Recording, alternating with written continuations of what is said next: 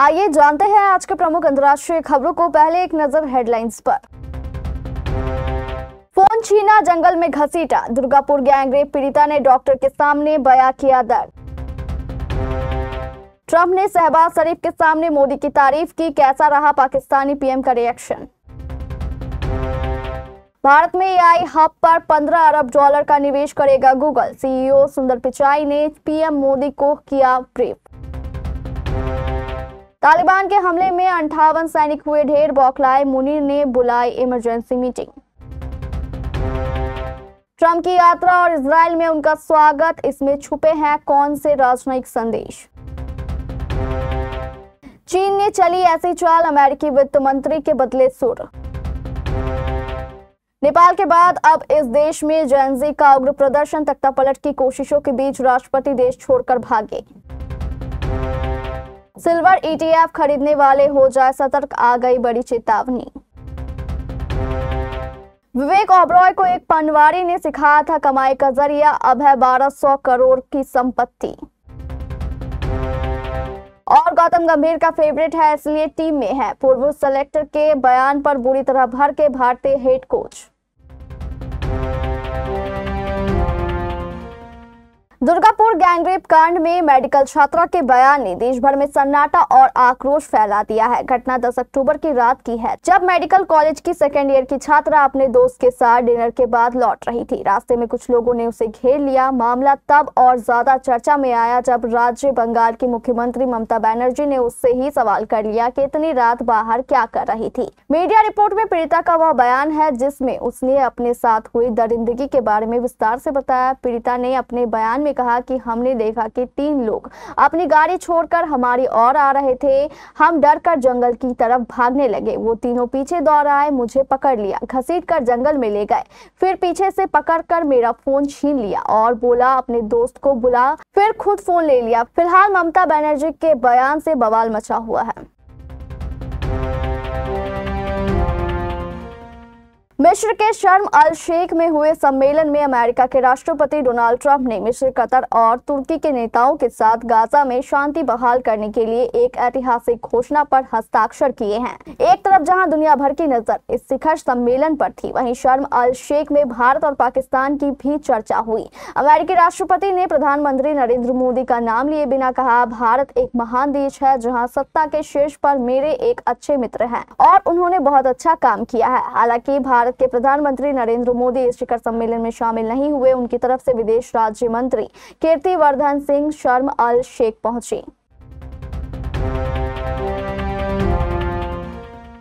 Google के CEO सुंदर पिचाई ने मंगलवार को बताया कि उन्होंने पीएम मोदी से बात की। पिचाई के अनुसार उन्होंने प्रधानमंत्री नरेंद्र मोदी से बात की और आंध्र प्रदेश के विशाखापत्तनम में अपने पहले एआई हब के लिए अमेरिकी तकनीक दिग्गज की योजनाओं को साझा किया। दरअसल गूगल ने विशाखापत्तनम में एक विशाल डाटा सेंटर और आर्टिफिशियल इंटेलिजेंस बेस की घोषणा की। बता दें कि सेंटर अमेरिका के बाहर गूगल का यह सबसे बड़ा एआई हब होगा और अगले 5 वर्षों में भारत में 15 अरब डॉलर का निवेश करेगा। भारतीय मूल के सीईओ ने इस कदम को ऐतिहासिक करार दिया। उन्होंने कहा कि यह हब गीगावाट स्तरीय कंप्यूटिंग क्षमता, एक नया अंतर्राष्ट्रीय सबसी गेटवे और बड़े पैमाने पर ऊर्जा इंफ्रास्ट्रक्चर को एक साथ लाएगा।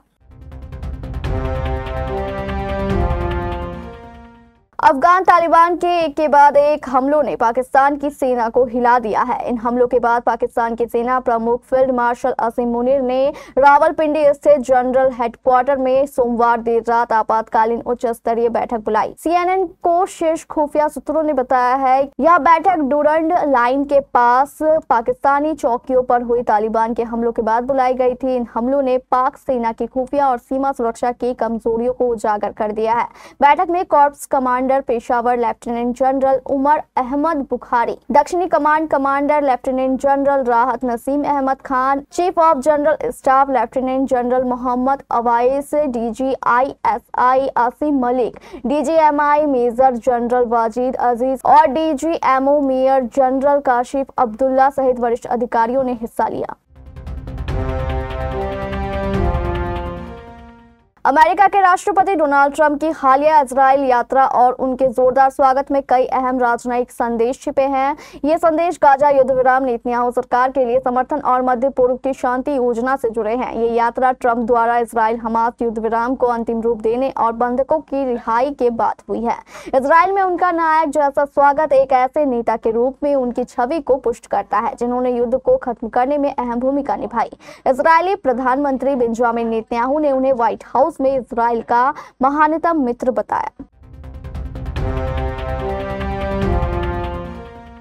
डोनाल्ड ट्रंप का टैरिफ वॉर जारी है और अब अमेरिका के निशाने पर चीन है। राष्ट्रपति ने बीते सप्ताह चीनी सामान के आयात पर 100% टैरिफ लगाने की धमकी दी है, जो 1 नवंबर 2025 से लागू होगा। यूएस चाइना के बीच ये टैरिफ टेंशन दरअसल रेयर अर्थ मिनरल्स के निर्यात पर चीन की ओर से प्रतिबंध करने के बाद बढ़ी है।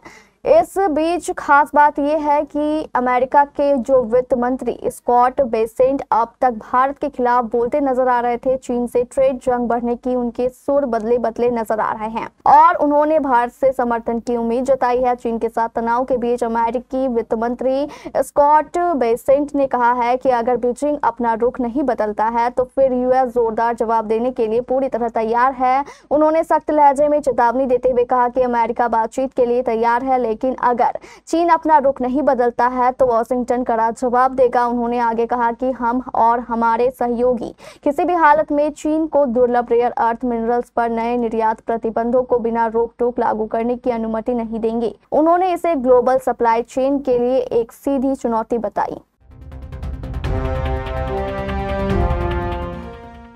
नेपाल के बाद अब हिंद महासागर में अफ्रीका के पूर्वी तट पर स्थित द्वीपीय देश मेडागास्कर में भी जेन-ज़ी का उग्र प्रदर्शन देखने को मिल रहा है।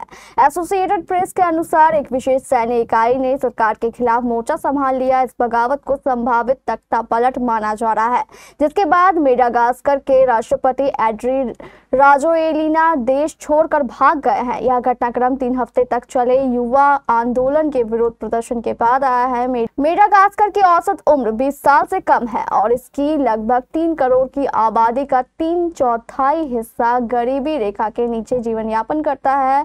विश्व बैंक के अनुसार स्वतंत्रता से 2020 तक देश की जीडीपी प्रति व्यक्ति में 45% की गिरावट आई है। यह देश 1960 में स्वतंत्र हुआ था।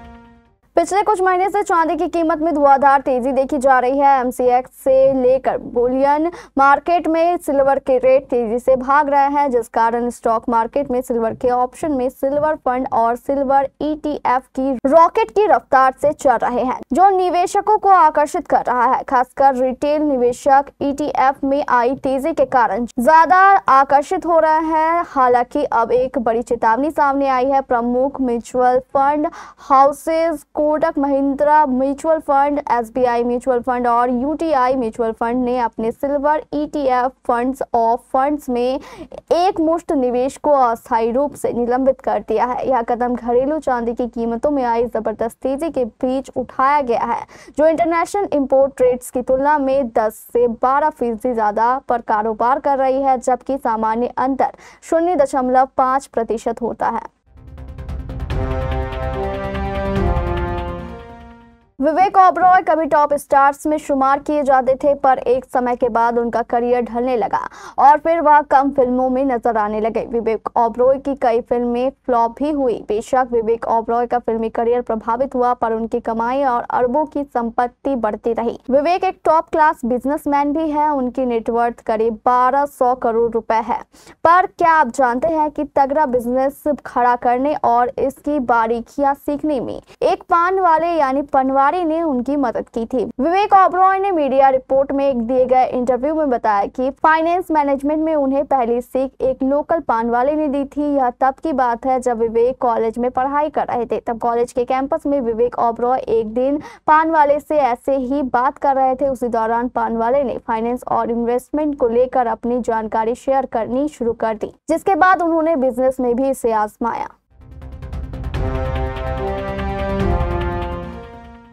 हेड कोच गौतम गंभीर भारतीय क्रिकेट टीम के पूर्व सेलेक्टर और दिग्गज खिलाड़ी केशव श्रीकांत पर भड़क उठे हैं। गंभीर का कहना है कि एक 23 साल के उभरते हुए क्रिकेटर को निशाना बनाया जाना शर्मनाक है। दरअसल कुछ दिन पहले केशव श्रीकांत ने अपने YouTube चैनल के माध्यम से हर्षित राणा को ऑस्ट्रेलियाई टूर पर ले जाने के फैसले पर सवाल खड़े किए थे। उनका कहना था कि सिर्फ गंभीर का फेवरेट प्लेयर होने की वजह से हर्षित राणा टीम में है। श्रीकांत के इस बयान का वीडियो क्लिप जमकर वायरल भी हुआ था। वहीं गौतम गंभीर ने भारत बनाम वेस्ट इंडीज दूसरे टेस्ट के समापन के बाद प्रेस कॉन्फ्रेंस में बताया कि ये सब शर्मनाक है कि अपना यूट्यूब चैनल चलाने के लिए आप 23 साल के खिलाड़ी को निशाना बना रहे हैं। हर्षित के पिता कोई पूर्व चेयरमैन, पूर्व क्रिकेटर या NRI नहीं है।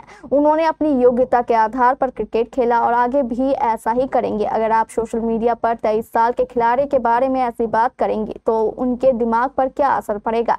गौतम गंभीर यही नहीं रुके, उन्होंने केशव श्रीकांत पर सीधा निशाना साधते हुए कहा कि अगर तुम्हारा बच्चा क्रिकेट खेलने लगे, कल्पना कीजिए कि उसके साथ दुर्व्यवहार होने लगे तो आपको कैसा लगेगा। वो 23 साल का बच्चा है, 33 साल नहीं।